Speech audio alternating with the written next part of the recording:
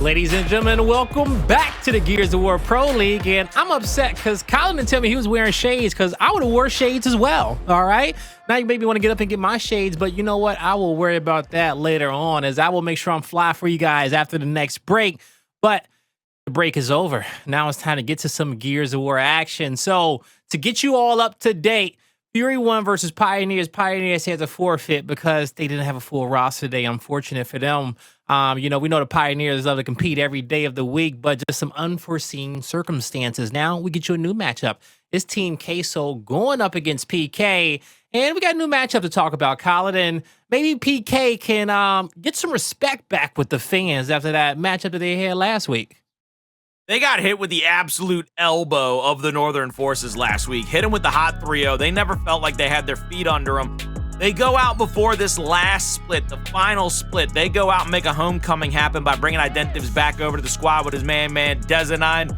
But they started off hot. Have they started to cool their jets, my man? Have they started to feel a little bit of that ice with all that pressure? That's what worries me. After that loss to the Northern Forces, they need to come out here tonight and establish dominance early. I agree with you on that one. Come out here and prove to us, like, hey, we still are that PK team. We just had a bad week, right? And, that's what we have assumed to happen with them, but they got beat up really bad. It wasn't even a contest. Now, we'll see if they can finish this matchup before we get to our Rise and Casa de Papel series, but they got some tough competition. You got SuMuNs, Cristalize, Sleeafer, and Problems, and Team Queso is a squad that has been evolving week in and week out. We got to be honest about it, everybody, okay?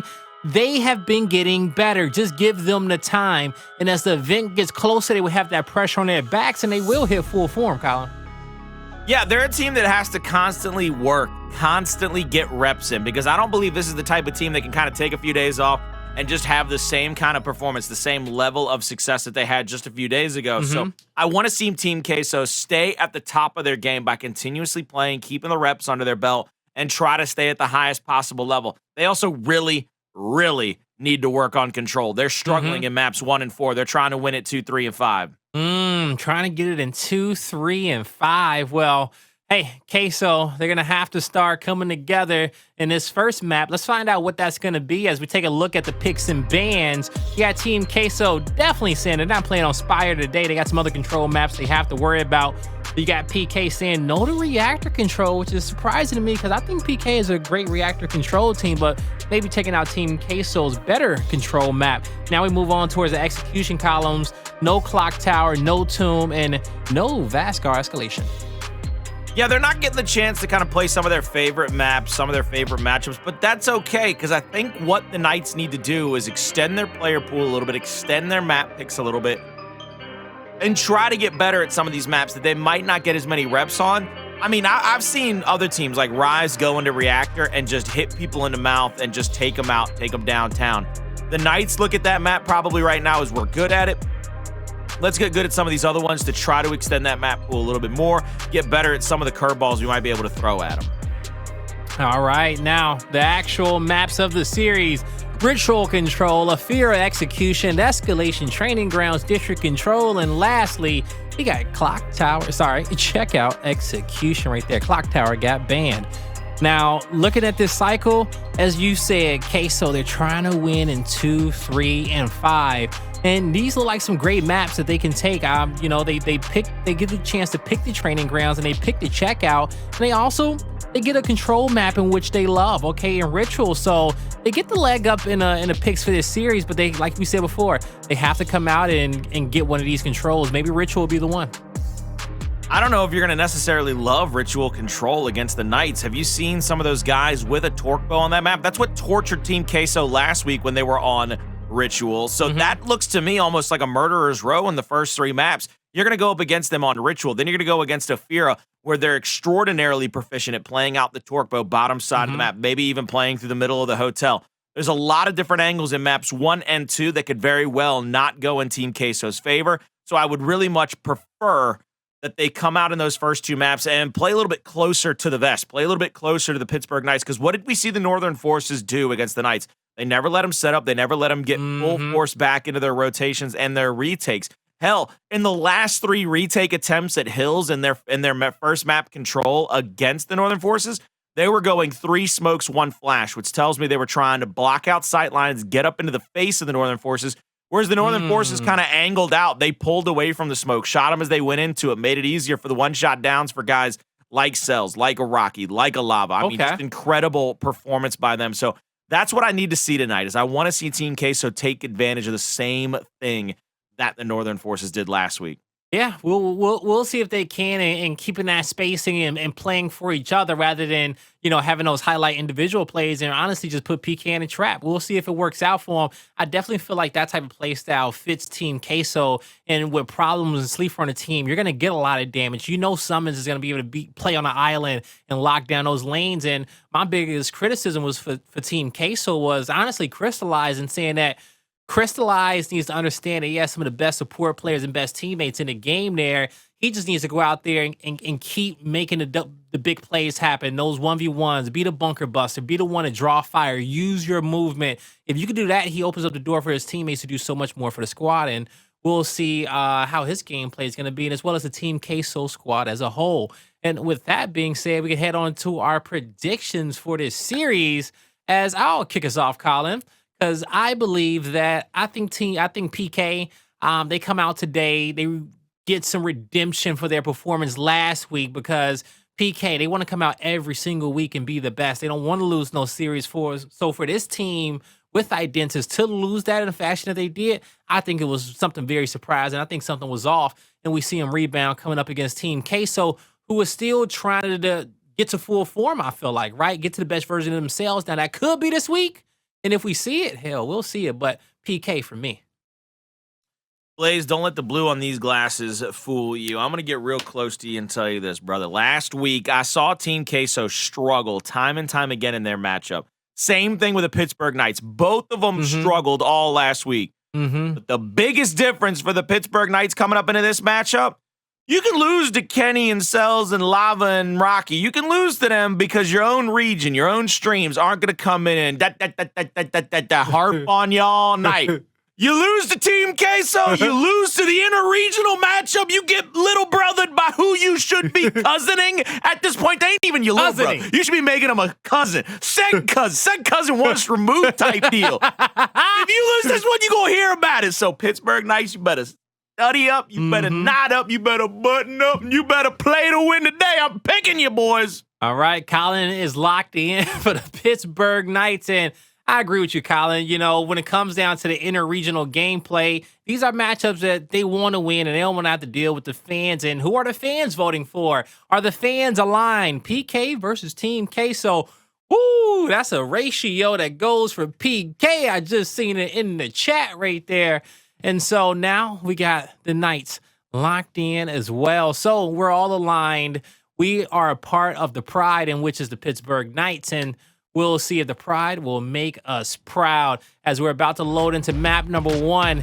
It's Ritual Control and Team Queso. You know, when it comes down towards, you know, the mid-game fights, you know, me and Colin, we got your favorite a little bit to be able to set up if you can rotate early and get yourself in position. But Colin, what do they need to do to be successful in this first hill? Well, dependent upon which side of the spawn they're on, kind of dictates where you go on that altar. If you spawn out on that original side where you take the right-hand advantage to the back side of that first hill, the back side of that altar, you have to push into that back position, that back pillar, so that you can try to get that 45. Opposite side, what you want to use is your left hand to kind of bounce yourself up into those first few pillars. Try to get to that cover fight. Try to get to that cover battle where if you see your opponent take the front of that cover to shoot, try to shoot back over against your teammates, all you got to do is get the 45 to the 90 on them, and you can lancer them out and make those chances a one-shot chunk or a one-shot down rather than a two-shotter. So that's why I think you have to be able to really focus up on which side of the map you spawn and how you take this initial fight. Plus, you can even throw in some corkscrews in there. Throw a smoke to the front side of the altar if you spawn on that right hand going to the backside. Throw the smoke out there. Don't let them see cleared sight lines to the backside. Maybe even throw a flash or two extra to the front side. And that's the beauty about when you play on, when you're playing Gears in the third-person cover shooter.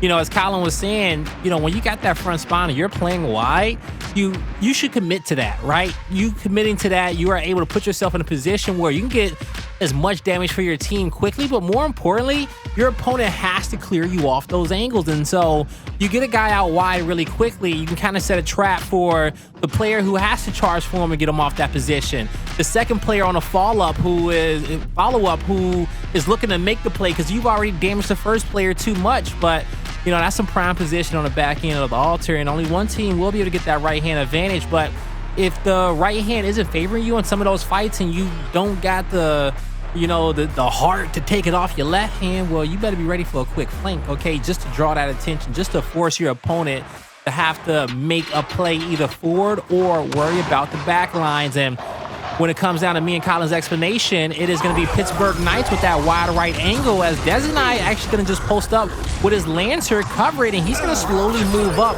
On the flip side, player 8 is being a flanker, as we just discovered. He's trying to draw some attention back here as Identivez challenging him up for the 1v1, keeping it a 3v3 on the opposite end. SuMuNs has some composure, but he got to get a little bit more movement on that shot. Man advantage for the Knights has problems, looking to alleviate some problems for his team, doing a great job. Missed his back A, moved in for the chunk, but he won't get blessed in his PK with the first team fight win. I was going to say, one of the best things I've seen out of Team Queso in this initial is putting SuMuNs in that 1v1 and letting him get a little loose, letting him get a little aggressive. Yeah. One of the things that we always kind of complimented SuMuNs with back in Gears 4 and very early in Gears 5 was his aggression in the 1v1s, using his movement, using his shot-hitting ability to open up slight angles for his teammate. But Fearzly, he's going to open up Sleeafer with a torque bow explosion, and now he realizes his teammate's got the help he needs in a 2v1 if he actually gets pressured out. The attempted slide after the up A. Raver's going to go down to SuMuNs. Beautiful movement there. Now SuMuNs bouncing up into this next fight. Fearzly needs to find a pick with that torque bow to try to shut down this retake attempt. Oh my God! Turns and burn with the headshot on the torque. Finds the secondary pick and says, hey, Cristalize, ain't nobody around to save you, brother. You gonna crawl around all day. Oh, Identivez gets pinched in a corner, but it's all good because Fearzly got the scrap time. He has the spawn, and Identivez is going to get the best spawn he can ask for back there with his teammates. He'll be right back in the fight in no time. As you see, Fearzly with his angle over the window trying to apply some pressure. And I was wrong about Identivez spawn. He actually going to spawn very deep on the other side of the map, and that gave that gave Team Queso the confidence that they needed to push through and break the setup. So now we have flipped positions. It's going to be PK spawning at the top end of the map. As far as new power weapons coming up, PK rotating down low towards those nades as if they're coming up soon. But it's an even pickup. It's 27 seconds pretty much on both power weapons. So you should worry about the fight right now. Worry about the power weapons on the respawn. As you see PK move up, Dezonide caught out. Sleeafer trying to catch up with his teammate as he gets it down. There's a save. Identivez in no man's land as he's trapped. He gets a kick and a back smack. The nades go over towards Team Queso, but the fight for the torque bow, Colin. Yeah, that's what I was curious about, is if Problems was going to win that 1v and then try to push over to the torque bow and buy his team some time to rotate over. Identivez was alive for a long time. Cristalize is going to get those new fragmentation grenades, but now he's going to throw those 2 frags deep into the backside of the altar. He's not going to get any hits with the first one, and he's not going to get any with this second one if he's not careful, because it lands between everybody. He doesn't actually angle it out very well at all.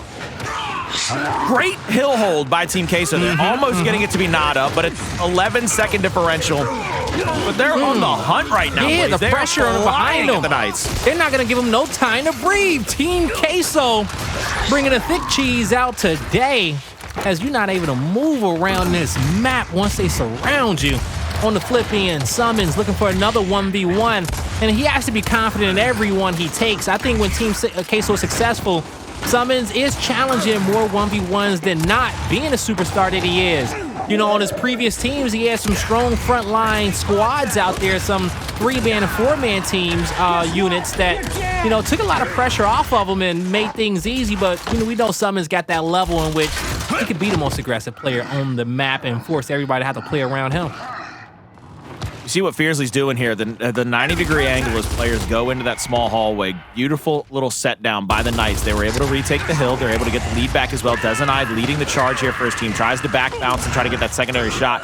Raver's going to pull up into that position now, but he's going to be in a pretty bad spot. He's going to be full red. Might go down on that roll, but right there to pick him back up is Identivez. And it looks like the Knights trying to send one person toward the middle to try to angle out. And they got a lot of damage to that big window. Now they're getting the down. Back A's coming out to try to get chunks. Bouncing in. More team fights breaking out. Another big down comes from Fearzly, hitting absolute concrete blocks, but is not able to finish any of those kills. 10 seconds left. Could get it to 90 to 99 or so if they were to sit here and bleed out the entirety of this time. Looks like this time Queso is going to examine their chances with the torque bow, whereas the Knights are going to set up over the hill early and the new fragmentation grenades. So a split in power weapons. The bow's going to be in the hands of Sleeafer, the nades in the hands of Dezonide. Both of our teams trying to use these power weapons as they best can. The 2v1 going down in the spawn. PK being very aggressive on SuMuNs, but SuMuNs, he pulled those guys to the other side of the map. This is where his team has to make a play. And I think that they know PK is out of position. Sleeafer trying to catch some players as they're transitioning back to the hill. As Dezonide in a 2v1, a 1v2. He gets a kill over the cover. Sleeafer joins the fight in time, and PK survives that. If Team Queso was just a little bit quicker, a little bit more decisive, they'll have this kill and be able to reset to fight the other two players who was trying to join in at the last second, but we're back to another team fight. Dezonide finds a kill on SuMuNs. Will he be traded out? No, he will not. Problems goes down as well as Cristalize, and PK will hold again. Blaze, I know you love seeing Dezonide's kind of very much poignant movement in that secondary fight. Fearzly coming in with a double back ace as he slides around that cover. Dezonide just kind of sitting toward the backside, really giving his teammate the chance to get into that 90 degree, get into position for those back ace. Fearzly's going to try to overstay his welcome. He's going to pressure out a little bit too much. 15 seconds left on the hill. Now they're going to go for one more little retake here. If they can't get all these kills, they might as well start rotating it over to P5, but looks like already Team Queso is going to be set up over there. They're going to have one player to the backside of the hallway, and this trash time is a little convenient for Queso because it gets them over the 100-point marker, keeps them with about 30 to 40 differential. All right, now Sleeafer, as he's charging Fearzly, almost came off that cover to line the shot up, but Fearzly just a little bit too quick. 70 points on his hill. Team Queso got 2 players anchored up, as you have 3 members of PK surrounding the spawn side. The 4th will join on the remaining 2 of Team Queso, trying to get to the fight. SuMuNs buys him a little bit more time, but also creates the opportunity to move forward. Maybe moved up a little bit too fast as his teammates weren't in position. The angles are there. Oh, a trade! What the most important trade of the fight comes out for problems, as that stop 2 revives coming through for PK. Fearzly's taken out with ease, and Team Queso, they still can't get the spawn, Colin. They're going to have to defend from the high side once again, but Problems got 4 bows to work with, now 3. He almost let that one go a little bit early. He sees Fearzly trying to upend that corner. There it goes over to the top side of that ledge. Big flash grenade to the backside of the hill. That's 3 straight missed bolts in a row. Problem switches over to the Nasher, which is his power weapon. He is going to be settled up next to this cover with SuMuNs to his left and his right now. Back and forth. Identivez goes for an up A. Misses the first shot. Misses the second one as well. 2v1 onto Identivez. Gets him killed. Raver tries to bounce up into the area. Tries to make some magic happen. He's going to get the help from the right-hand side as well. Dezo's going to be there. They are going to get those kills. They are going to be very succinctly taking over the final few seconds of that hill. 40-second differential yet again. Before P6 spawns up over there at Sacrifice. 3 players moving out to the right-hand side toward the spawn. Sleeafer's going to be kind of tagged up here. Guarding himself as best he can. Hits 3 pellets there. Hits 4 on a different player. Gets Cristalize to rotate over, but everybody is pretty much tagged up heavily in this situation, and both of them are going to go down inside that spawn. It is a brawl that PK was ready for. A slugfest. They'll clear the spawn, clean up all 4 kills, and they got some time to breathe. They got some time to mark the players, figure out the spawn, fortify. And we see that they're going to put 3 players a little bit towards the top end of the map. New bow may be spawning up as PK puts themselves in position. 35 seconds, 40 to the nades. This is something that Team Queso can't wait for. They can't wait for both power weapons. They have to go into this hill sooner rather than later and not allow this lead to spiral out of control, especially as you got the Knights on the other end of the map. They're playing for the bow, but can Team Queso quickly assess their numbers? Dezonide being the guardian angel there for Fearzly. He gets revived, and the Knights picking up the last 2. Well, hold up. Sleeafer's in a fight. He gets a revive. Even though he goes down, his teammates that he picked up, they may be able to win it. Identivez dancing around a cover. It's 30 seconds remaining. Now the power weapons are up. This is what Dezonide waited so long for, and I think rightfully so, Colin. Get positioning, get to next, get the power weapon. You may give up the nades, but you got the lead, and you know you can give up a little bit for the greater good. I don't particularly hate this. Good little torque bow there. Beautiful job by Dezonide. One more player to work with on that side of the map. He's shutting down the flank. He's not allowing his teammates to be shot on from 2 different angles. As this hill spawns over in about 15 seconds or so, Cristalize respawns out here, almost gets tagged with the active torque bow, 2 bolts left, tries to find at least a pick here.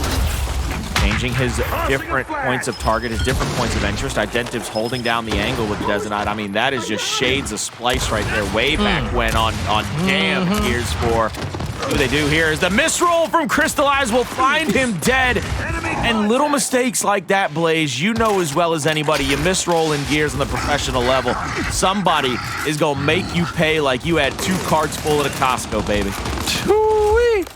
You know, it's so, it'd be weird not to see Dezonide in black and yellow. You know, it was weird not seeing Identivez in the black and yellow as well, but, you know, that seems to be the colors of excellence in Latin America, as the Knights looking to show us some of that excellence, and they have been so far throughout the map. 100-point lead as Dezonide gets taken out. Here comes Team Queso to move into the hill. Fearzly, he'll eat a big shot, but couldn't get finished off. He holds his own. Buys time for Identivez to get there to clean up 2. Fully earns 1. Here's the flank assist. There's the down. Hey, you know what? I'm a nice guy. You can take that kill. Hey, look, way to be nice. Way to way to spread the love around. As a matter of fact, 260 and counting. 40 seconds to the victory. 15 of those 40 might come through a bleed out of this hill. Identivez is just going to hang out here, and look at what this is doing. This is forcing 3 players from Team Queso over to this hill with only 7 seconds remaining on it. And if they die, they're going to lose the close respawn, I believe, because already Dezonide has rotated out. He knows that he's got the better position for his team. Fearzly's going to get that shot over the top, but he's going to get blinded over the top by Cristalize, and Cristalize will now have the new bow. But Blaze, 25 seconds to 147. I'll take my odds without the power weapon at this point. All right, I'll take him as well. You gotta force Team Queso into this hill. The defense is set up. You get the first blood and the second kill, and the third don't know what to do, and there's the bow on the other side of the map. Colin, can he be a hero? Can he be Robin Hood? Can he be Oliver Queen? I tell you one thing, he won't be the king, as the Pittsburgh Knights is gonna come away with map number 1, 300 to 153. Unbelievable performance by the Pittsburgh Knights in that map 1, Blaze. I think the 2 most important things is through the shaky start, the Knights were able to kind of clean up initials and cleanups on the hill. And what I mean is they might have lost, you know, the 20 to 30 seconds in the meat of the hill, you know, from point 20 to point 40. But those early points, 70 down to 50, and then maybe 20 all the way down to 5 to 0, the Knights were getting the lion's share, all pun intended, of most of those early hills, keeping them in a lead, not allowing Team Queso to overtake them at any given point in time. And then, of course, we just saw the beautiful split teamwork. 2 players to the left, 2 players to the right for the Knights, usually playing a buddy system. Identivez and Dezo on one side, Fearzly and Raver on the other, taking care of business like only they can against Team Queso. That is a wonderfully done and a masterclass on map 1, how to beat Team Queso. No, it truly was, okay? You know, when it comes down to this core, to this team comp of Pittsburgh Knights, you know, you see, so Fearzly 4-0 to start the game. Look at him with the bow plays and everything. Just there's the 5th, and he gets the 6th, and I think he got the 7th as well. He was just on the spree, and, you know, it's great that we saw that, because that's who I wanted to talk about. You know, Fearzly being that anchor, okay? When he steps it up, he creates so many opportunities for Raver, Identivez, and Dezonide, and he does such a good job at just focusing players towards his direction, focusing, you know, making them have to focus him to clear him out of a difficult point of interest, out of these high ground positions.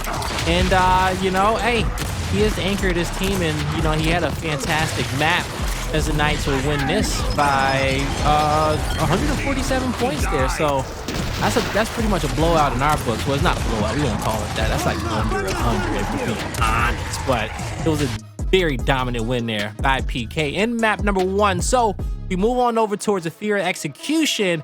And this is what we were talking about, what Team Queso's win route was. Maps 2, 3, and 5. This is the round-based game modes. Let's see if they can do it in Ephyra, Colin. The big struggle on Ephyra for me is how is Team Queso going to answer what has been probably the best Torquebow players since Ephyra was introduced as an execution map, now on the same team. And I'm talking Identivez and Dezonide have been two of the best and most prolific Torquebow players on Ephyra since we introduced it into the cycle and brought it on board with us. Now they're on the same team. Now we've seen them play even more of a buddy system where Dezo and Identivez got very comfortable in map 1 playing around one another.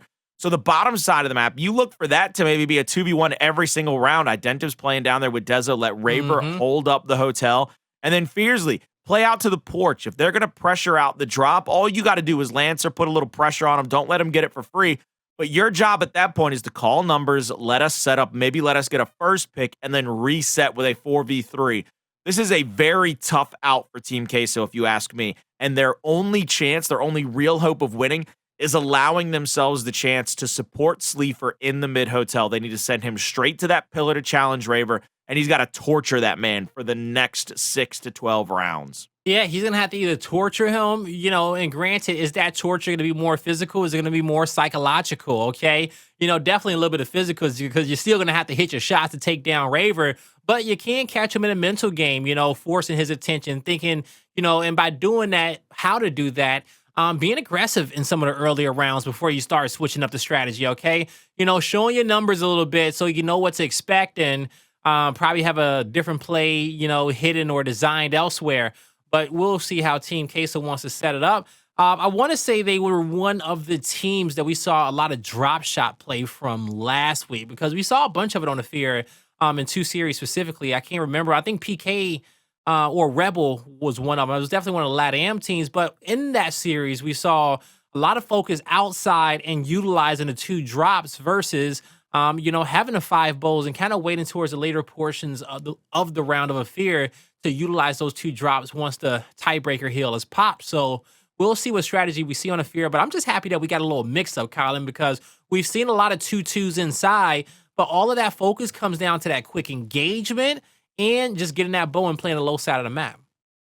You even asked me last week. I remember we were on this map itself. We were getting a look in, I believe, after we finished our main series. It was one of the side station matchups. And you said, Colin, what would you favor on Ephyra? How would you play it when you look at it? Is the drop shot, is the torque bow? I said, I'd always rather have the torque bow. I think it's just a much more paramount weapon on this map, especially with the way that it's built for Gears 5.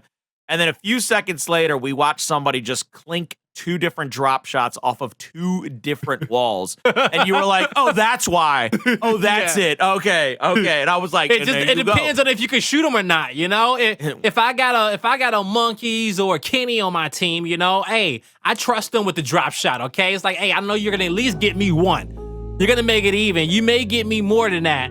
But, yeah, you know, so it really just depends on the type of squad you have and what do you guys want to prioritize as a unit. But Ephyra, we're loading in and we're about to get into the brawl at the Escalation Hotel between the Pittsburgh Knights and Team Queso. We got intercontinental battle here in LATAM. And when it comes down to these type of matchups, we know that only one team can really come away here with true victory, all right? You know, the fans, they be here and they be there. But, you know, you can win their hearts any given week. So Team Queso, they want the LATAM fans in their corner as they go into the rest of their matches here for the week in Pro League and E-Days. Now, Queso, they come away with the first blood. Raver's taken out. And numbers for Team Queso. Dezonide with the quick bow. Couldn't make it stick. But Fearzly, he's hiding. And hopefully they don't think he is sticking. They check the corner. Oh, my! He forced the team. He forced the team. Reset the health. He's going to reset it for the 1v1. Oh, my God. And he gets the first health on a cross. Oh, misroll.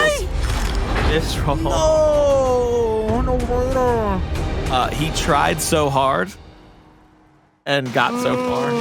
That's a no-brainer. But in the end, it doesn't matter. He thought about going for it, right? Look at this. Whoop. That's like if we had a Dunce Awards, that's it right there.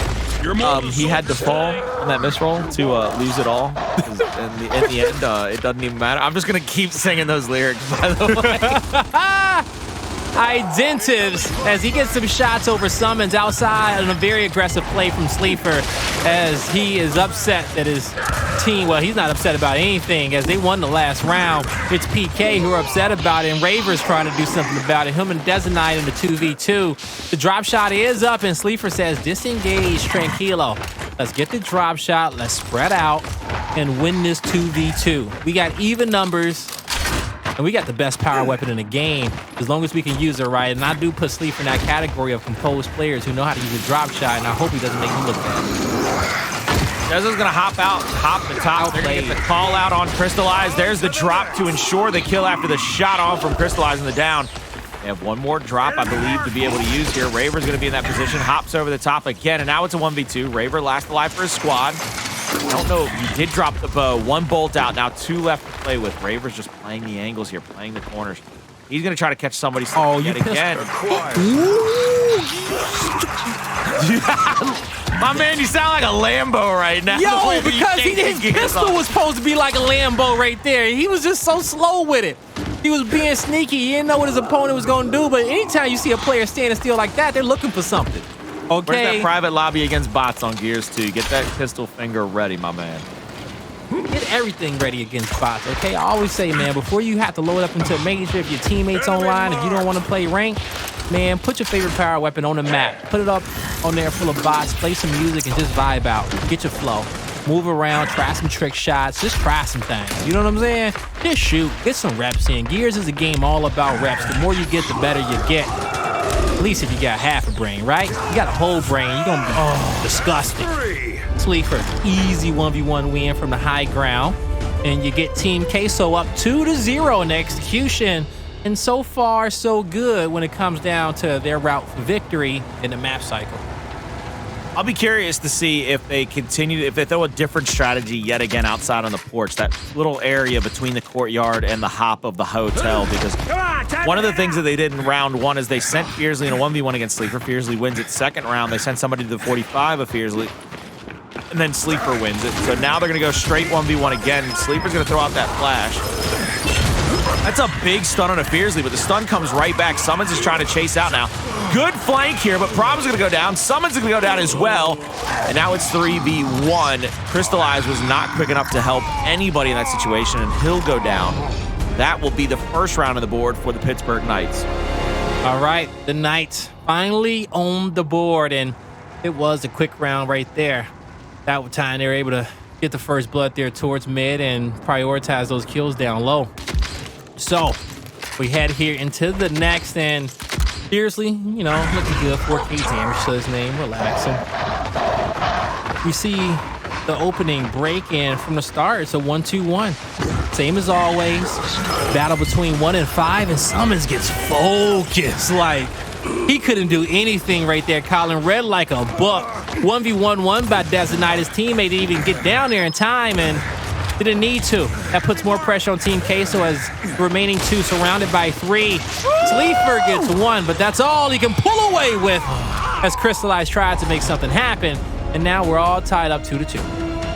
I love that Sleeafer was setting up that back A. I mean, just 2 pellets here, 2 pellets there, just continuing to try to swipe the shotty against him, trying to get that down, and then after the final pullout where they were able to push across that cover, he realized he had enough damage done that he could get that last back A in for the chunk and not a down. It's just a shame that he was flanked out very quickly after that. That's one of the situations where you're kind of betting on your opponent to maybe miss the flank shot, miss one of those easy shots to keep you alive in this matchup. Now 2-2, all tied up. Everybody settle their tea kettle. Learned his lesson. He learned his lesson. He said, I ain't moving from this cup. What I look like. Cristalize goes in there. He's able to find the first blood, and PK, they drop back. Identivez playing that top ledge. You see how aggressive Team Queso gets across to trap him off.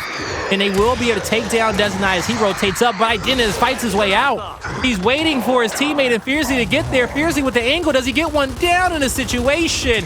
He cannot, as he's going to close the gap. Play in the window, but another misroll from Fearzly. And my man got to play some alternate, Colin. A little something right there. Gonna have to try. Gonna have to work that thing out. You can always, you can always send a DM to old Billy, the master of alternate himself. Man, didn't the man switch just to be able to get to the top bowl as fast as franchise, and then switch back? Oh yeah, once he won the fight. That's just next level insanity. I guess when you're that insane, you gonna win. You gonna win some chips if you're that crazy about being the best. Hey, you know, if you do try to learn how to play claw, just let you know that full harm will hurt for about 3 months or so. You're just gonna have to get it used to the new movement, okay? But it's growing pains. If you want to be the best, you gotta do what it takes, okay? It's like Brazilian TIE fighters out there, you know, breaking their shins so they don't feel no pain. You know about that? Right? You know, just make sure they kicks on point. You know, that's how claw gamers are. Somebody in the chat know what I'm talking about. Elbow still jacked up. SuMuNs trying to jack up his opponent as they pick up 2. Dezonide with the bow. Ain't able. Oh, he does connect on Sleeafer, but that was a while ago. Can't get himself out this situation as Team Queso gets themselves another round on the board. Once again, Team Quesos, they got to win 2, 3, and 5 to try to win this. They're not there yet, in my opinion, with control. That's where their big struggles have come.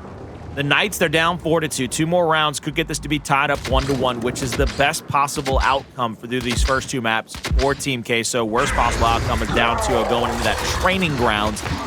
They need to continue to keep pressure in this middle hotel. One of the things that we have seen is just the change of a big shot to SuMuNs, and now the window firing from Fearzly. Oh my! Just absolutely blistering them everywhere. What? Oh, great. What? How do you defend against that? Like, imagine you go into the round and say, okay, we won the last one. Let's be aggressive, and then you run into that situation right there where, you know, there's multiple lancers, multiple smokes, and well-timed flashes. That's a good IGL on the side of PK because he's just like, all right, they won 2 rounds in a row. They typically tend to play more aggressive when they're feeling confident when they're up in rounds, less set up the trap for them, and it was a well-designed trap. SuMuNs, he has to be careful playing that cover because PK is showing him so many different angles that he doesn't know what to do with, and now Raver, he'll take the lead. Sleeafer, some decent shots, but a recovery! Oh no, he goes down from Cristalize's quick L trigger. He revived. What the? Fearzly with the melees, the save, a kill. Now 2 1v1s, and Fearzly, he'll win his battle. The cannon problems clean up the kill. The pistol is there. Fearzly charges in. He's holding the cover. Problems with a good shot. Even a decent second shot. Can he get the back A? He can't. Fearzly, the hero of this round, and we're all tied up 4-4. I'm going to answer your question from a few rounds ago. You want to know how you strategize against that beautiful Lancer fire we saw? Yep. Boom shield. Boom shield. Boom shield, and that's about the only way you're going to do it. But this round is down to Fearzly. The meat, the melee for the down, and then just winning a standout 1v1 against Sleeafer. That's just an incredible job. Problems did give it his best go, but I love that I think Problems actually was taken down by what I would call, you know, one of the minute details of a round. I think Fearzly heard him reloading the Nasher and pulled up because he knew that he would have kind of an extra second to double bounce in for the kill when he could hear the shotgun reloading, when he could hear that Nasher reloading. I don't even know if he jammed it. I don't think he did, but he definitely heard something. 4-4 now, all tied up, and they've switched out power weapons. Problems with the torque, Raver with the drop. And you were talking about that boom shield a while ago. Team Queso may want it in this situation with Raver having his drop shot. But I think the drop shot will still be a counter to the boom shield, okay? Unless he got a hood on it now or something. Now, PK, Team Queso, both units 4v4. PK trying to get some intel as they spread around the map. Team Queso staying a little bit tighter towards the inside. As we're in our 9th round, I do believe the neutral hill should be somewhere on either the inside of the Escalation Hotel or on the outside. You know, Colin, you would think after, you know, so many times I've casted execution, I remember where this hill is every single map. But, you know, I like to keep it suspended. You know what I'm saying? You know, it's out towards the parking lot. Definitely. And that's why you're here, right? And so, as the Knights set up, they need to keep these drops. I know, don't try it, because this is what annoys me. You hold these drops for 27 seconds, okay? 25 seconds. You're going to get another drop in the next 10 seconds. You're going to have 2 more rockets. Yep. Oh, this is a beautiful drop. He gets one. A quick reload. Has somebody to take some pressure off of him. Problems don't know what to do, and another drop comes through. Beautifully placed by Raver, and as you said, Colin, if you pick up that drop shot right away, you'll have a chance to get another 2 sets of shells at the end of the round as PK capping the hill, and they got some extra drop shots if they need them. I I love watching the unraveling of movement, how concise and precise everything is. Until it's not. Up until those last like 2 seconds when they realized they weren't going to get challenged and they could do whatever they want inside the hill, and everybody just bounced at 4 billion miles an hour. They were like, it was like they were trying to park. You know how sometimes you're trying to like parallel park and you got to turn the radio down because you trying to park so it helps you focus. You got to focus. The radio's not as loud. That's what it was right there. And then all of a sudden they were like, oh, we parked. Let's just jam out for a second. Yeah. Just started banging out again. That was a beautiful analogy because that's definitely how the players are feeling. Raver with a free drop shot. No torque bow picked up just yet, and that's a blunder on the side of Team Queso. Problems will grab it. No pinch comes in at the right time, and so Team Queso does walk away with a power weapon. SuMuNs headshotted with the drop. He got close iron from the side as it's now a 4v3 with PK in the driver's seat. Is going to have to come down to problems connecting with some of these torque bows. If not, we'll see a similar late game situation as before as PK. They're gonna keep some composure and get this next drop shot. That's an active. Big active kill on problems. The 2v1 on a Cristalize. Now in a 4v1 situation with the round and map 2 on the line. Sleeafer, you're gonna need a miracle, my man. You better start praying to whoever you want to pray to. But right now, Prescott's gonna need a whole lot of help from the coalition of ordered government's army because he was having to sweat 4 different swarm and locusts all at once, and ain't nobody coming out of that alive. And the Pittsburgh Knights take a 2-0 lead in this matchup. Being led by Fearzly once again in back-to-back maps. He ain't trying to lose again. PK up 2-0 in this series. Don't go anywhere. When we come back, Team Queso is going to see if they can get on the board with Training Grounds Escalation.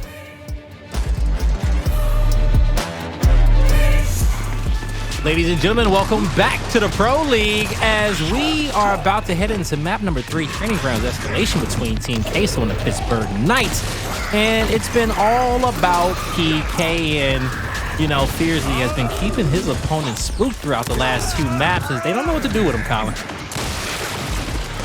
Fearzly is out here treating people like he was the nun from those Conjuring movies. He is getting everybody spooked left, right, and center, my man. The way he is playing is like a demon possessed. He's out here just terrifying experience. Look at this. Tell me that ain't something scary to play against. Perfectly chill melee down, and then gets the third. My man said, I don't want one. I don't want a single. I don't want a double. I won't meet 3. And oh, by the way, problems, you about to be 4, because I'm coming for both. Look at him. No problem. Get taken out here by the drop shot. And PK, they were down 4-2 in this map. And going into that 7th round, we saw an aggressive strategy coming out from Team Queso. And that was the quickest round we saw won by PK in the map. And from there, they win 3 more consecutively for 4 in a row and to take the map 6-4.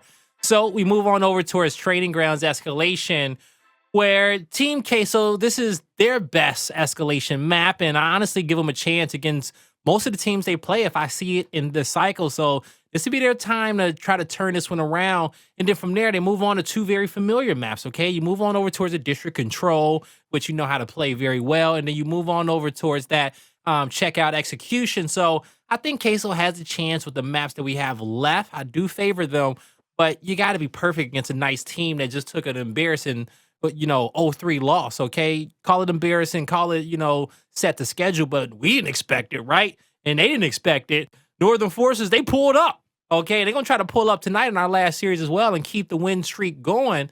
So the Knights, they seem like they've regained so far after 2 maps, Colin. They really haven't. It's on the back of great play by Fearzly. I think one of the things that can't be understated for me is just how good he has played, but also how well they played as kind of units. And when I look at from the perspective of an analytical breakdown is I was talking about those two-man buddy systems. You even saw it in that map. Whenever they changed up their rotation, changed up their strategy, and they flipped the script toward the second half of that map, going out for the torque bow, they played heavy. 1 inside hotel, 2 at the porch, 1 at the drop shot. They were ensuring that the guy in the hotel could get to the ledge, Lancer out at the guy at the torque bow, so it wasn't a free pick still because he was getting damaged. And they had the guy at the big window of the porch not allowing somebody to cross across the middle of the hotel.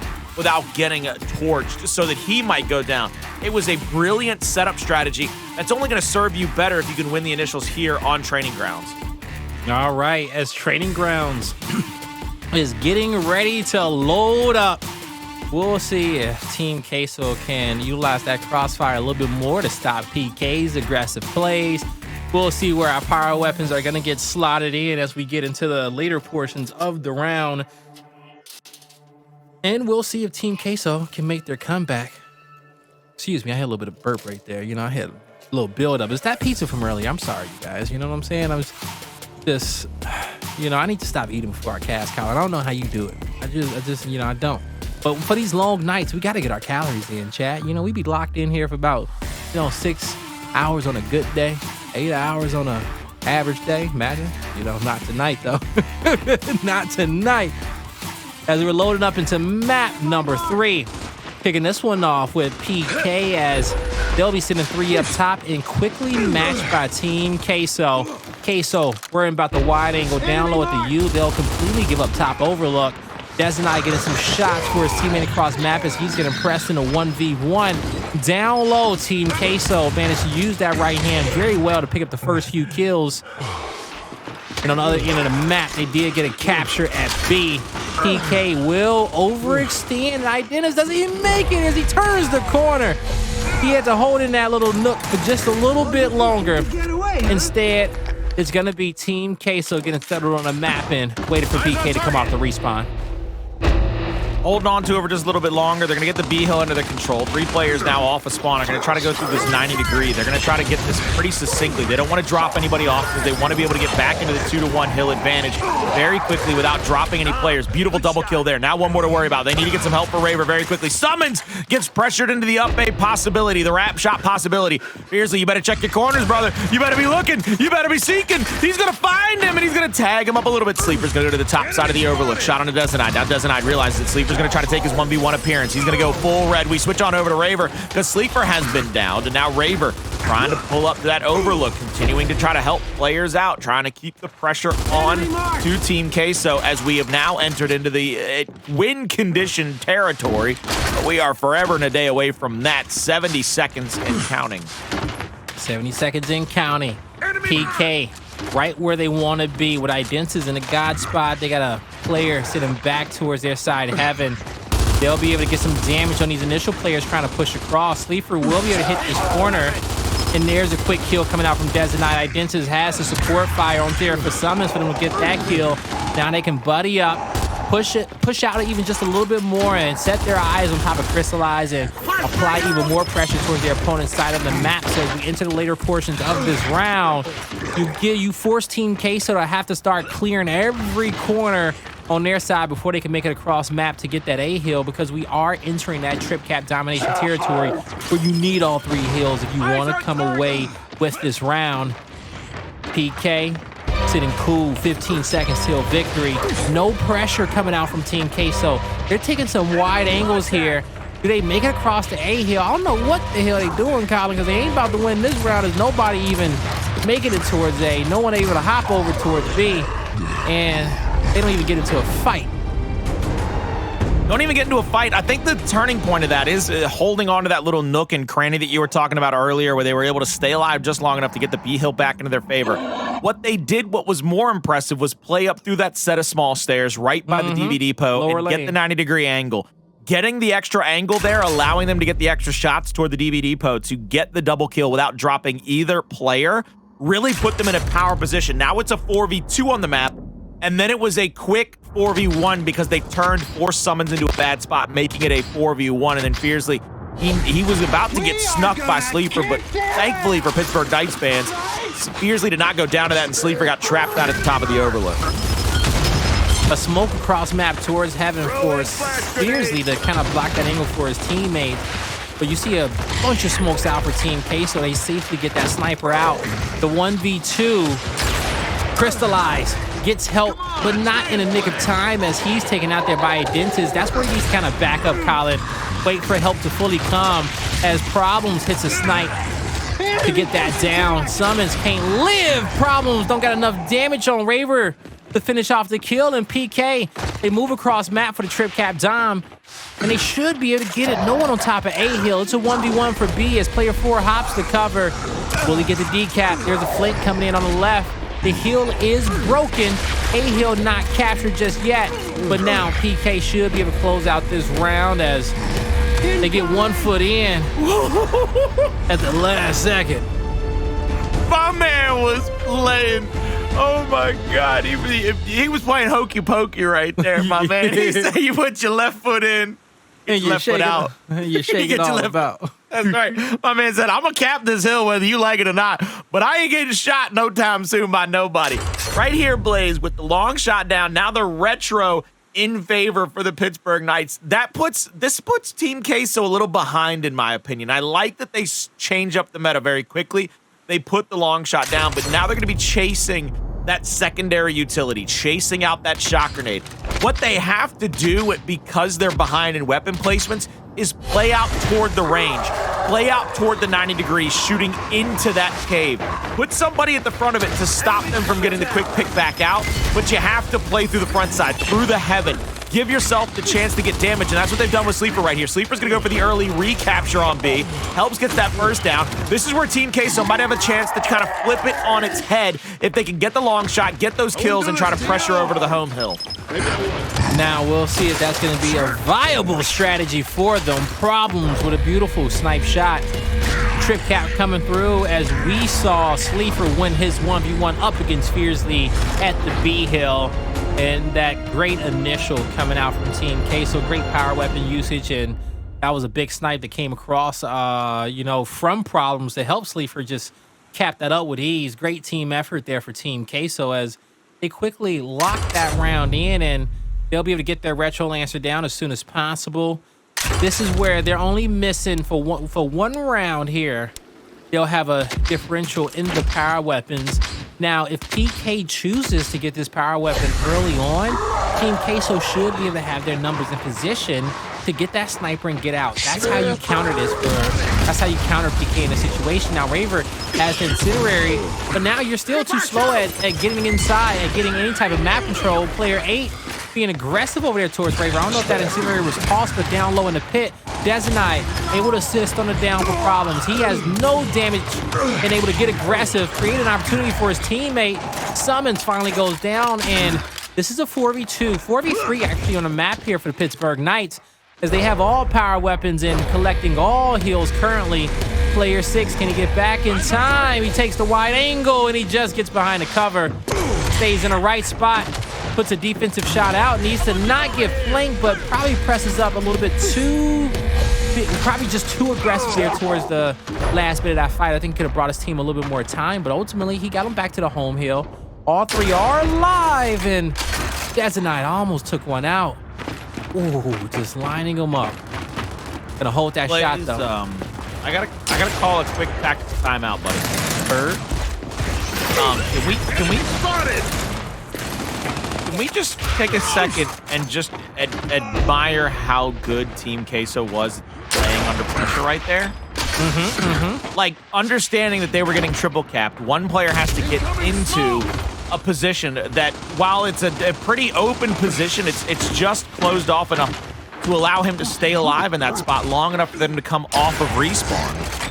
SuMuNs almost loses his head right there. And I agree with you though, Colin. That was good for Team Queso. Just to be able to overextend there and buy their squad that time that they needed to not get, to just stay in this round, right? You know, when your opponent has the up on the weapon placement, right, where they have that free nade and you don't, you want to at least try to make it to the mid portion of this game so you can battle around the respawn timer of that weapon and choose your rotations wisely.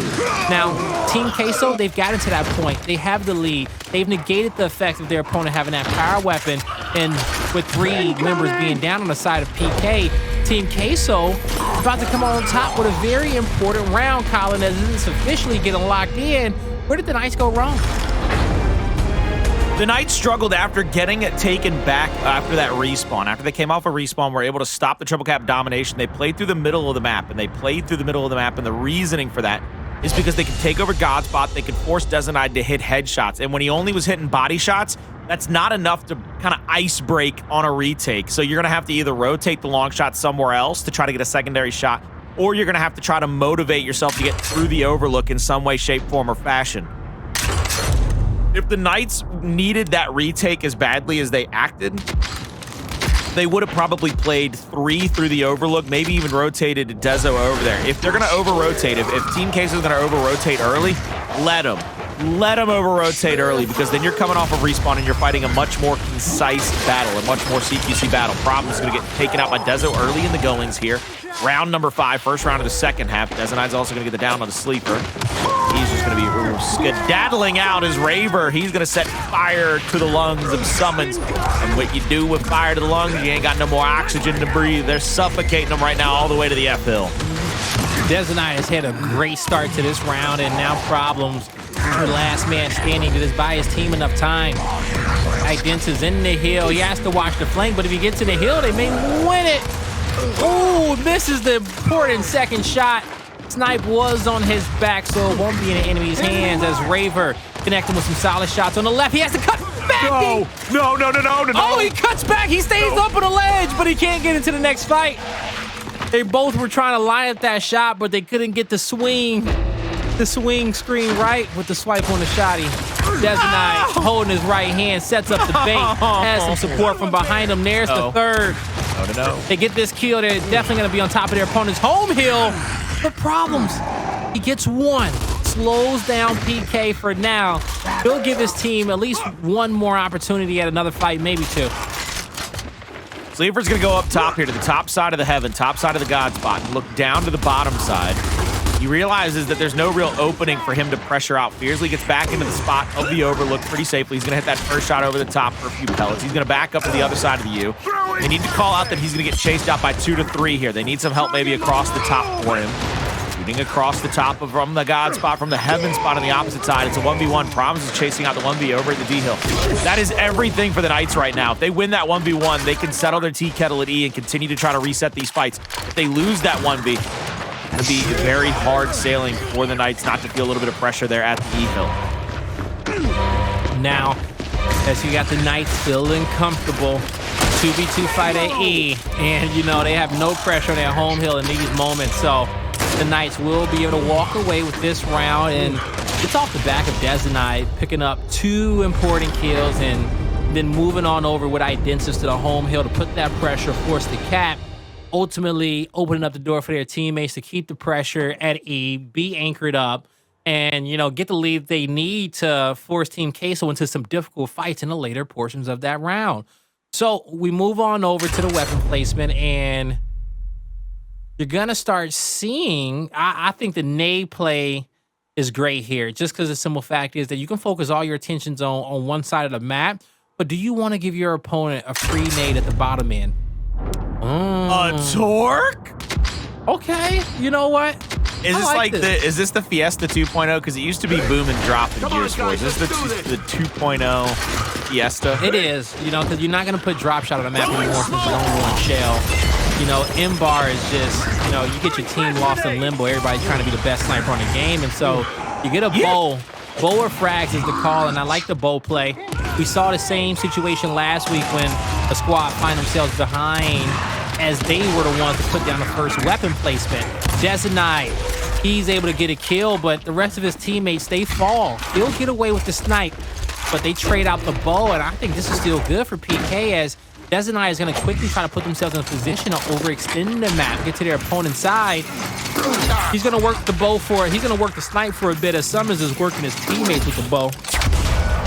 Oh, Fearzly back. That's a long bounce back for Fearzly. That roll back by Fearzly. If SuMuNs is quick enough on the active, there is a chance he gets the quick pick as he tries to get back into that spot. I don't like Dezonide up there. I hate this spot for Dezo. They stagnated up here. They don't do anything movement-wise when Dezo gets into heaven with the long shot. Yeah, and this happened the last round that he had, all right? The one that they were up and they lost once they won the initial. He was up there just anchoring, you know, connecting some body shots as he waited for his team to take the rush across the map. What a great shot from Identivez. Can he do it again? 1v1 situation, moving in on Cristalize. This is a battle in which he's fought plenty of times before, but Cristalize, ooh, now he's in a 1v3. Didn't take the fight fast enough, and Identivez worked smarter, not harder, as he'll even dodge the second player and wait for reinforcements once again. But they're already there. They'll cap the E hill. They cap the F hill. They slow it down. Dezonide, 1 bullet left in the scope. And, you know, I like him on this side of the map a little bit better. He needs to be a run and gun type of sniper, if you ask me, because as you said, when he's not in the beginning of those, when he's not with the group in the fight, it just, they don't fight the same. You know what I'm saying? Like, Blaze, I hate to break it to you. The reason I went a few minutes ago is I was about to talk some garbage about Dezonide not hitting shots. My man turned, hit a body shot for the down on the player going from D to F, and then immediately reloaded and hit a body shot on the player going for Identivez. Identivez didn't get the down with the back A. It was Dezo hitting a body shot that got the initial down that saved him. I was about to talk some garbage and say, you know, Dezo stagnates him out like an ISO play in the NBA where he puts everybody away, and then Dezo makes the big play to try to save the round. He's going to go down right here. Incendiary burns Cristalize alive. Took Cristalize out before he can clean up the kill. Big 1v1 right luckily here. For huge, massive. Team Queso, Problems cleans it up. Raver takes out another player from Team Queso. That was Sleeafer losing that 1v1. He gets the decap and he backs up. Waits for another 1v1, but Cristalize off the respawn will get revenge for his fallen teammate. The bow hits the ground, a little bit of splash damage, and there's a flank. It's a little bit more health there. Fears have taken out. In the later portion of the round, it's a decap and a lead change. It goes back over to Team Queso. And now we're all tied up 3-3. And as I was saying before, man, this is a Team Queso's best map, I think, in a cycle, okay? You always got to respect them here. And, you know, they're being led by Problems at the top of the feed. You know, 11 assists to his name. The whole team, I think, is negative, but they're all tied up, and that's all that matters. But even PK is negative like a sucker, too. Identivez and Fearzly, they got a hella assist, though. Hella assist, and that's what matters. They're leaving more people. They're leaving more people down to bleed out than getting the kill. That's why the KDA looks so awkward right now. They're just leaving people to bleed out because one of the things that Queso is very heavily reliant on is having full 4-man retakes. I mean, you notice right there at the E-Hill when it was a 1v3, they went down. They went down in the 2v2, and then after they got all 4 players up, came back in with an incendiary. That's when they won the fight. Was full team on team. Identivez pulls into the long shot positioning here underneath the overlook. Dezo tries to rotate in to try to help him. He's going to get hit with 2 bricks. Sees the misroll, but can't do anything about it. He's stuck behind the pillar. And now Raver, he's stuck here between a rock and hard place. Dwayne Johnson and Mount Rushmore. He's going to have to try to back out and boogie, but he's going to get taken down. And now Fearzly with a big wrap shot like it was Christmas. Oh, he had to reload. Put a bow on another one, but he has to reload. The fight is finished, and Team Queso come out on top in the initial. So we know one thing, Fearzly doesn't have auto reload on, and I don't blame him, okay? I took that off too as well, but sometimes you find yourself in that situation where you're on that last bullet and you don't realize it. Cristalize from downtown and a bow. Ooh, he was looking for Raver. I thought he was gonna put another one down on Identivez, but 2 left in the chamber as trying to thread it through the crack, not able to get the damage that he needs for a kill. Fearzly taken out. Identivez taken out. Cristalize still applying pressure there on Raver as the bow connects this time around. They'll press him out in a 2v1, and then some long-range help from the bow talk from SuMuNs. It's going to put Team Queso up on map point, Kyle. Team Queso now 1 round away from their first map in this series. The Knights won map 1 and 2 on the prefaces of losing map 3 here, just to send it to a map 4, which is another control map, which is District, which the Knights are pretty good at, historically speaking. So this, I don't want to necessarily say this is over with, but this is very much a hard spot for the boys from Queso to get out of, but they have to start here by winning just 1 more round. They don't have to play perfect for 2. That's the Knights' position. Shock and Incendiary versus Incendiary and Retro. Excuse me, they're going to have the Incendiary taken away from them, so the Knights, they're going to have both of their utilities. The side of the Queso boys will not have their only utility, but next round, they'll be able to lock out. That round 9 will come to a lockout for the Knights on their side for one of their utilities. And this is why, you know, that block means nothing when you have that ball on the map. Just like that shot grenade down low on the bottom portion of the map meant nothing in kind of the grand scheme of things. But a double kill for PK to start this round off the back of Dezonide. Cristalize trying to find a kill for his team. Oh, I love the cut back to the left. Plays the angle, but Raver, even more elusive and evasive there in the pillars. He stays alive as help comes. A Trip Cat being threatened by PK, but the D-Hill now completely being dominated by the Knights as they have 4 members around it, surrounding it, and we're going to a round 9 with it. Blaze, coming into round 9, do you block one of the utilities out for the Knights, or do you just simply upgrade your retro to shock and have retro have shock and incendiary on both sides? So you're gonna block the incendiary for the Knights, and you're gonna say, who cares? Put something if at it's a range. shot grenade. No, Put a claw. don't do that. Put a claw. Put a claw, Knights. Put a claw, Knights. Put a claw. Stop. Aww. They put nades there, and because the Knights know a block is gonna come through. And you know, we can always thank Vanquish for getting the claw banned out, and Zysho primarily for that, and Noble Boys getting the claw taken out the game, but we won't go there. And so now, did they use the block at the end though? I missed it, or eyes on target. I think they did. I haven't even been looking. It's okay. It's okay. We got the nades on the map, Colin, and they're gonna be lined up in the range as Problems goes for the quick snipe. He gets away. Identivez with the nade, and it's gonna be PK with the bow as well. You almost see him with the snipe. You almost see the torque bows connect. Each team looking for an advantage, but Identivez took the damage. Another missed bow by Raver, but he steps up with his shotty. SuMuNs didn't see him, but he checks his left. He's gonna press on through. No respect for the player up top at Overlook as Team Queso applies the pressure, and now PK crumbling.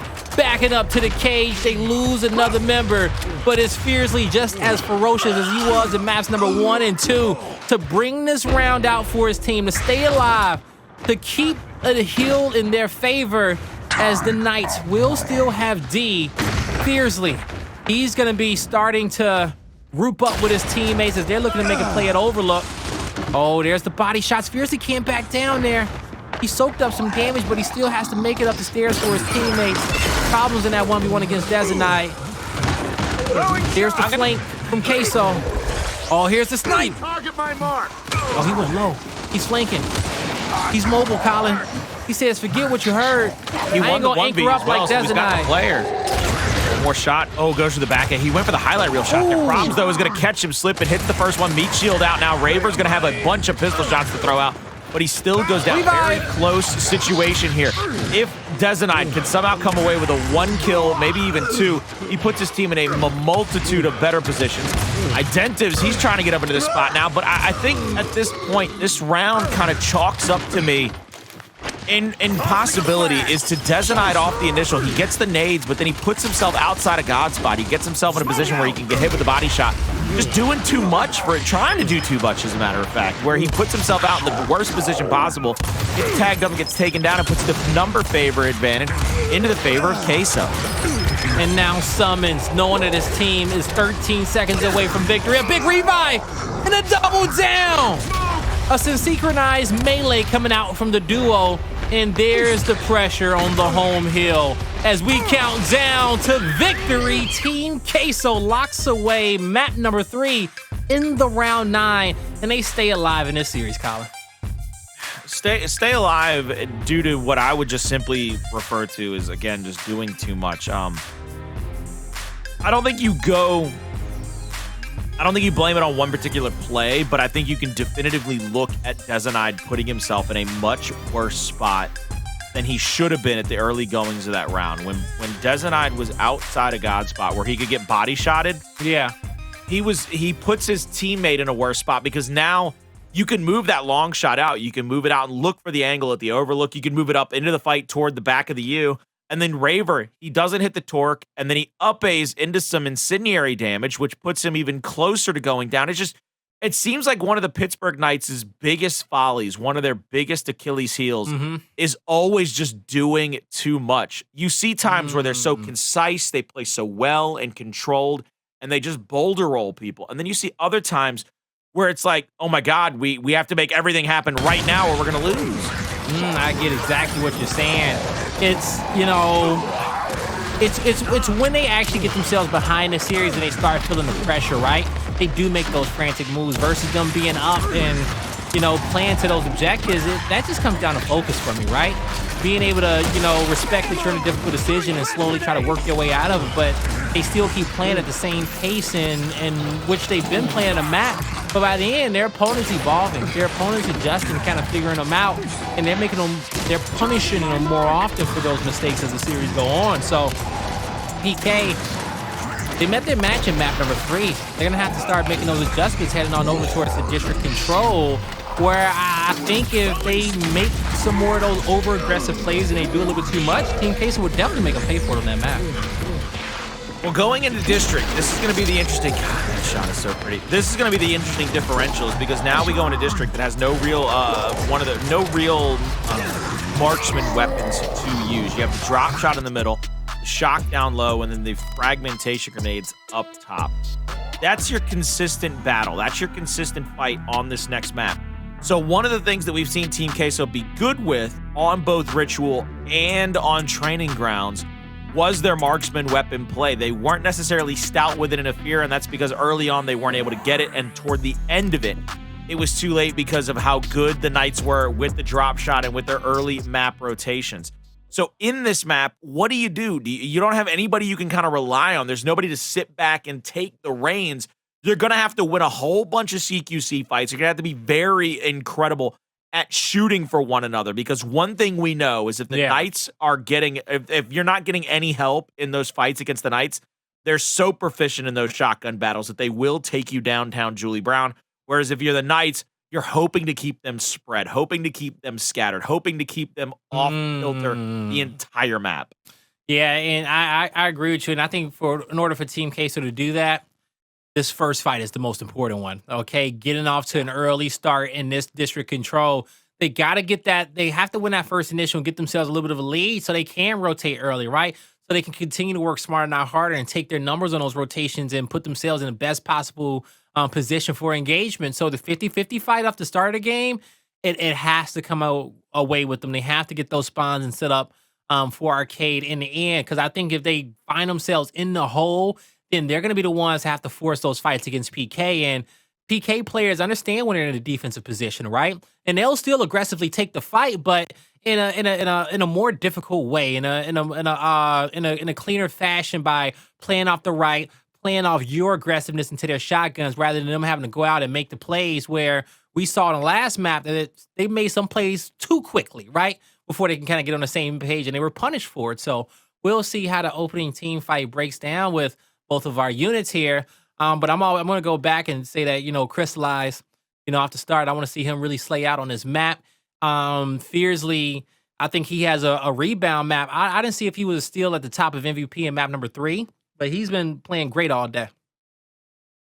I don't know if it's going to be necessarily a rebound map situation for Fearzly. I think for Fearzly, it's more about figuring out what his team needs. And in map 1, Fearzly found out that they needed somebody to kind of rotate around, Lancer out, and then win 1v1s. Next map, they found out that he just needed to go big. He had to win his 1v. He had to be able to give help as well, and then win a couple of clutch moments. Yeah, he was always... he couldn't find that. Yeah, you know, because in that map 2, it was like he was the second or third person in the fight, playing off the damage, hitting his shots, coming out of nowhere, like finding those well-timed moments to kind of get into the fight, right? Because he sees when his teammates are in these engagements and how quickly they need his help. But, you know, in that map number 3, you know, he was showing up for help, but I feel like he was more on an island at times, right?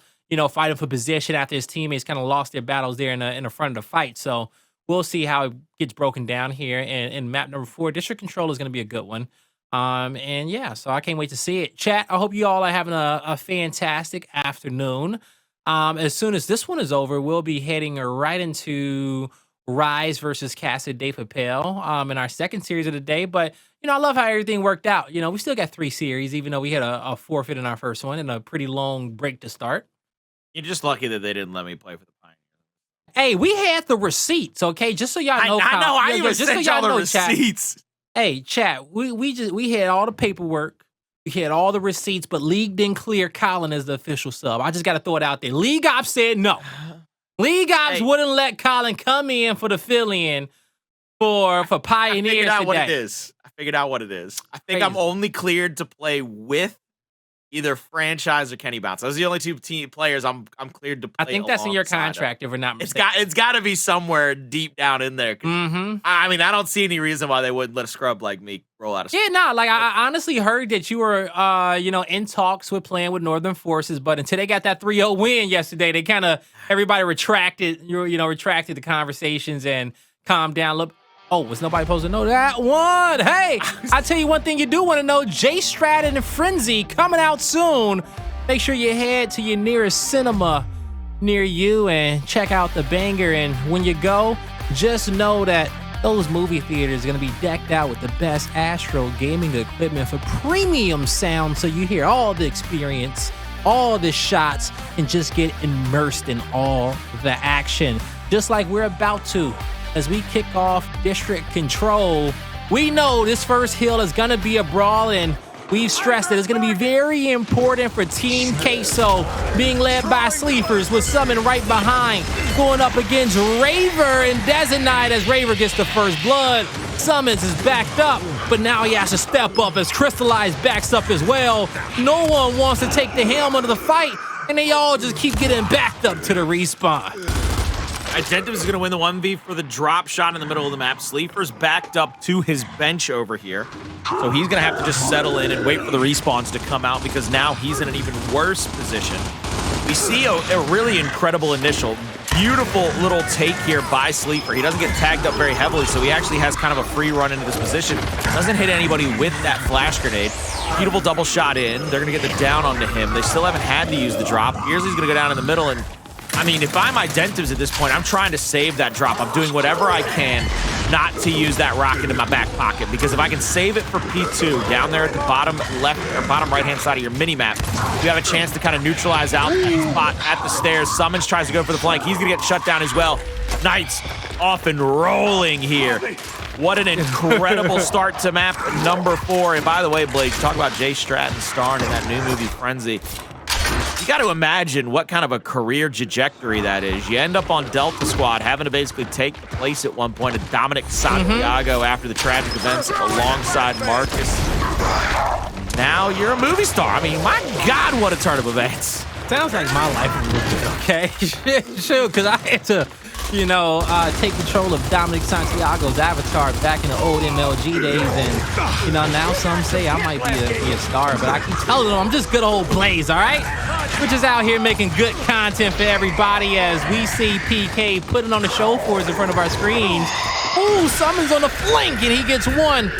But did he cause enough commotion? No cleanup there for Dezonide. He swings around with the pistol, but here comes help with the rest of his teammates off the respawn as they're able to keep this hill contested. They'll double back and see if it's a shot grenade, and they will be gifted. Now Sleeafer says, we move up. We will not get shocked out. We will force the fight forward, and if we're going to die, we'll die, but we don't plan on it. Man, I'm telling you right there, Dezo's got to feel a little upset at Identivez. Curious at how much damage he might have done. Because Dezo hit a full spread on that reaction shot and didn't get a down or a chunk of it. That might have to be a question mark in the comms right now. Like, brother, did you not touch him? You didn't even breathe at him? Because I swear I hit him for everything. I hit him with all of it. He's been hitting with every single shot. Just needs a little bit more help there on the cleanup. And, he's starting to get it around the other portions of the map as multiple fights being won by PK. He'll also get the new drop shot. The entire team set up at next. All 4 players spread out across the map.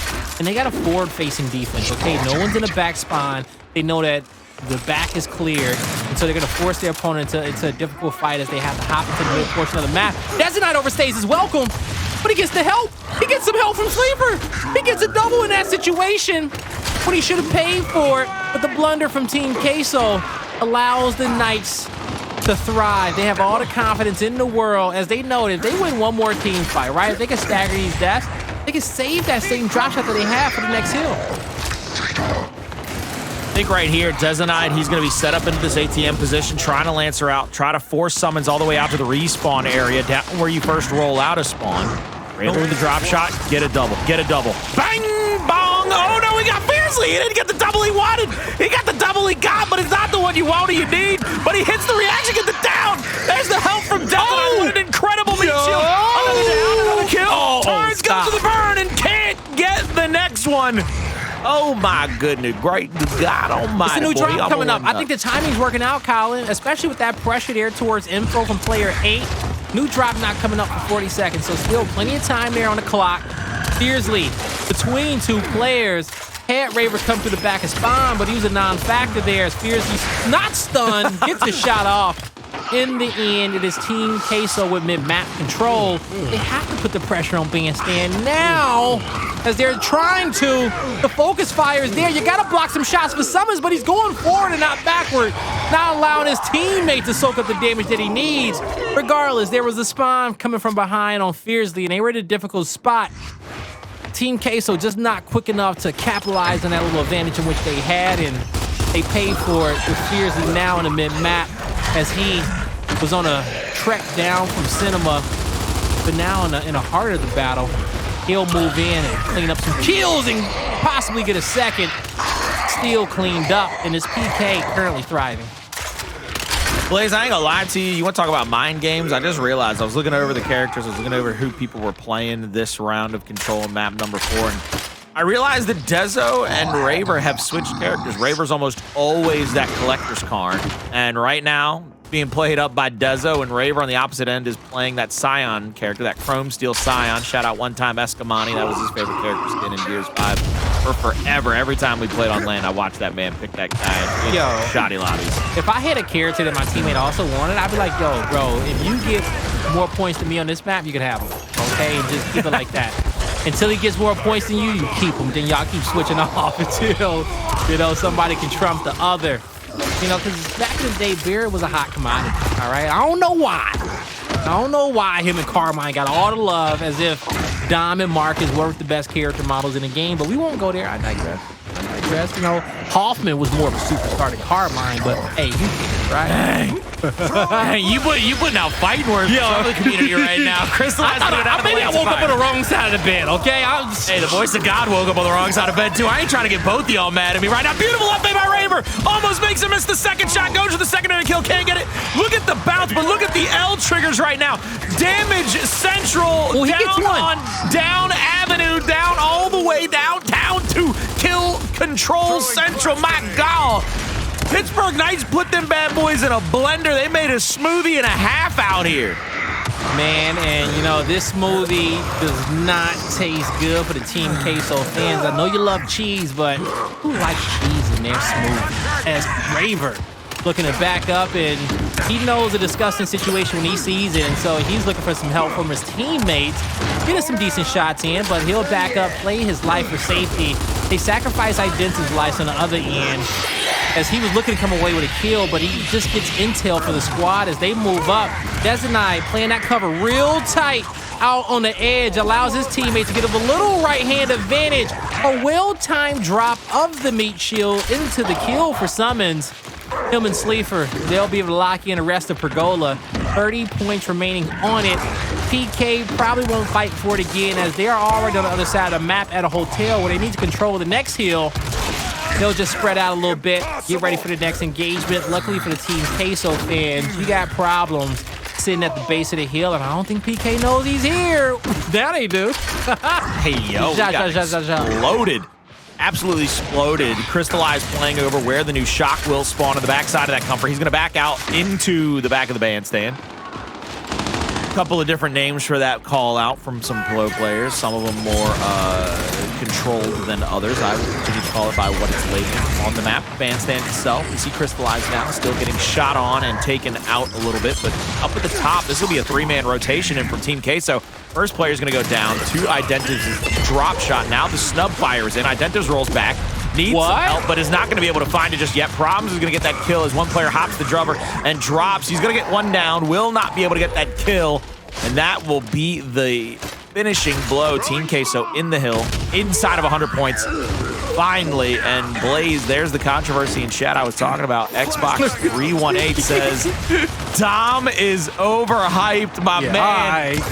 Overhyped? Okay, when you only got 5 characters to choose from, when you compete, you let me know if he's overhyped. Okay? But you want me to load into the map as Augustus? This ain't Gears 3. Okay? My man hit him with the government. He called him Augustus. You want me to roll out a spawn with Augustus? Like, get out of here. I'm broken right now. Gears 3 Cole was the best Cole. Nonetheless. PK with a 100-point lead. And this hill's being contested. Everyone's going to get ready for the next rotation as Team Queso set up top cinema. Identivez crossed out. Team Queso will force the Knights downhill. And they also have Dezonide here as well. All this time, as we still got a decent amount of time on O for PK to make a play for the drop. And get out and for safety. Identivez does that all by himself without any help. And that was well timed as he only had one flash to work with. He makes a play for his team. He gets him out of a difficult situation. Get out of the info. I'm tired of seeing your Lancer fire from the big window. Opens up the 4v3 on the map. SuMuNs is going to get shot on. Over the top, Identivez gets down on him. Now it puts Cristalize in a war spot. Identivez gets to rotate on him for pretty much free with a 90-degree angle. They get the kills. They're back inside of the cinema.